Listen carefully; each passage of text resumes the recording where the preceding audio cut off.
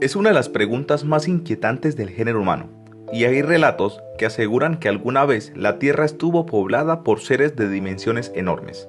Como siempre, la ficción también se dio cuenta de este interrogante. Jonathan Swift, Oscar Wilde y J.K. Rowling imaginaron personajes entrañables con estas características. Esta nota ofrece un repaso de las teorías sobre el tema, desde las más legendarias hasta las más científicas. Bienvenidos a un nuevo vídeo. Si te agrada este tipo de contenido, sé parte de nuestra comunidad suscribiéndote a nuestro canal. Es gratis. Hay leyendas múltiples, se desprenden de todos los rincones del planeta, desde tiempos inmemoriales, aunque también existen relatos, muchos, de expedicionarios en la literatura, de arqueólogos, de personas comunes que aseguran que la faz de la Tierra alguna vez estuvo habitada por gigantes. Pero, ¿hay evidencias? Siempre hay un mito fundacional.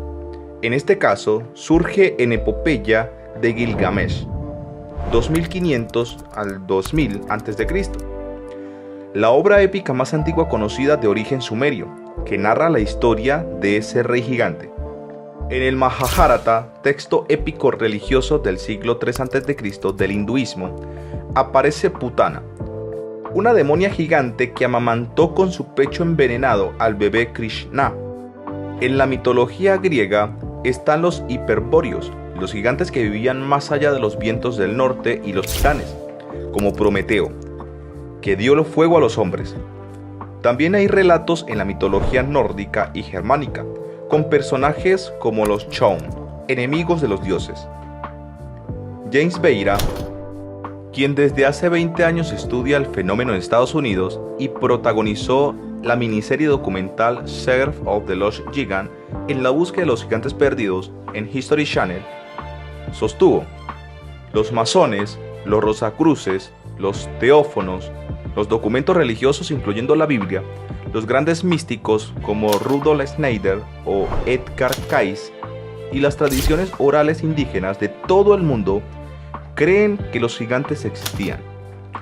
Todos los exploradores tempranos bien conocidos en las Américas, John Smith, Franz Drake, Francisco Vázquez de Coronado, Fernando de Magallanes, Américo Vespucio, Hernando de Soto, entre otros, todos aseguraron que al encontrar pueblos nativos habían gigantes, desde la actual Virginia, Estados Unidos, a la Patagonia.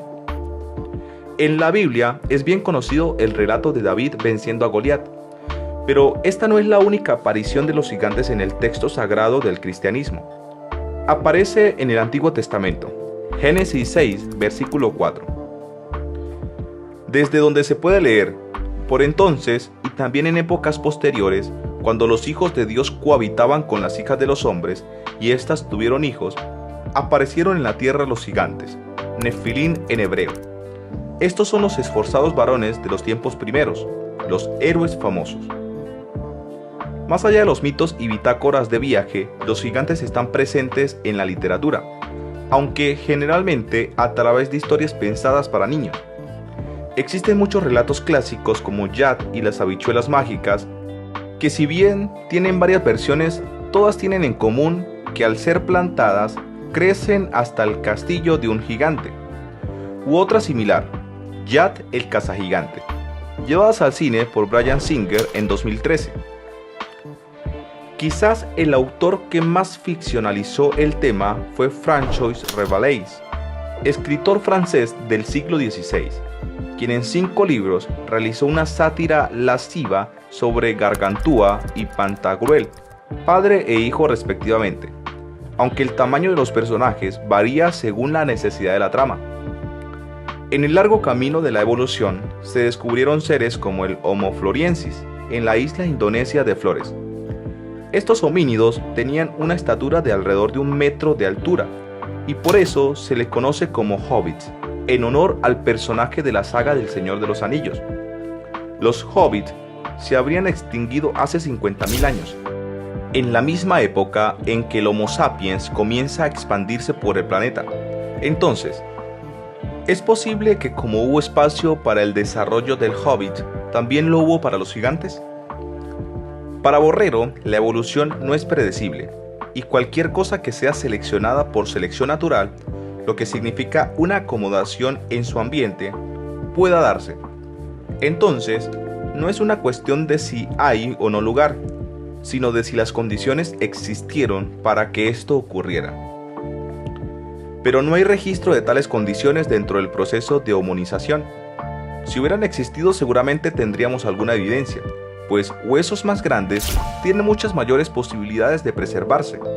En cambio, tenemos buenos registros de varios homínimos de huesos pequeños y frágiles, que es lo que ha predominado en nuestro proceso de hominización, explicó. Por otra parte, un caso muy interesante de gigantismo es el de Charles Byrne.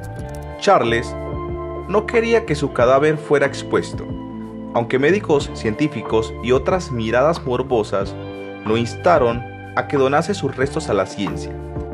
El hombre se resistió todos los días de su vida. No quería ser visto como una curiosidad.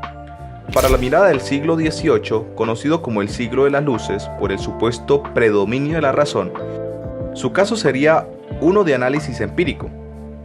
Cuando alcanzó la edad adulta, este irlandés llegó a medir más de 2 metros.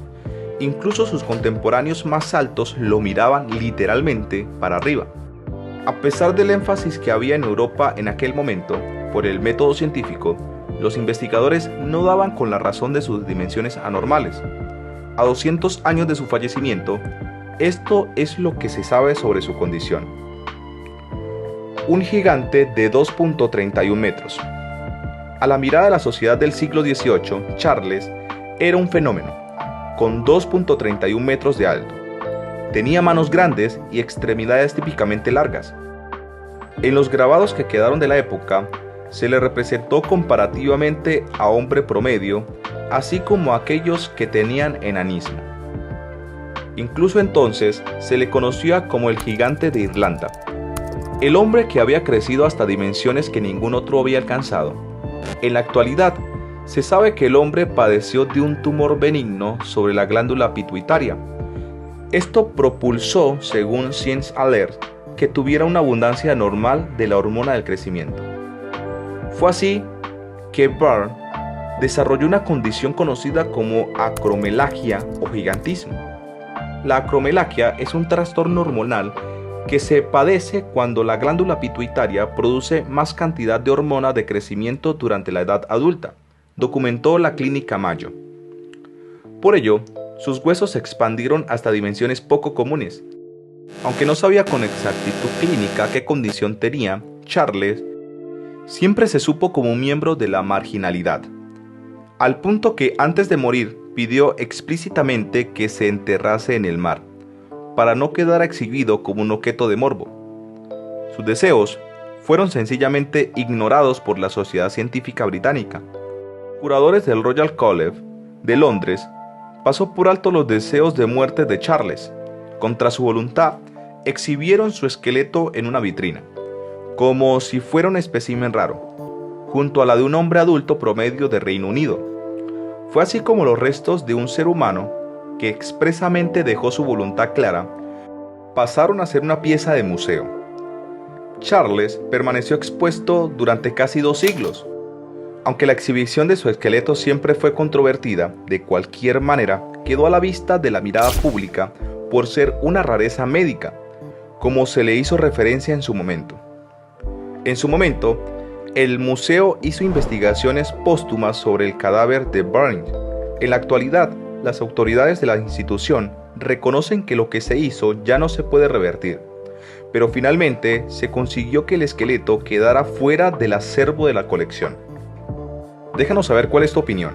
Si el vídeo te ha gustado, apóyanos con un like y dale click a la campanita para que estés al tanto de todo nuestro contenido exclusivo para ti. Hasta la próxima.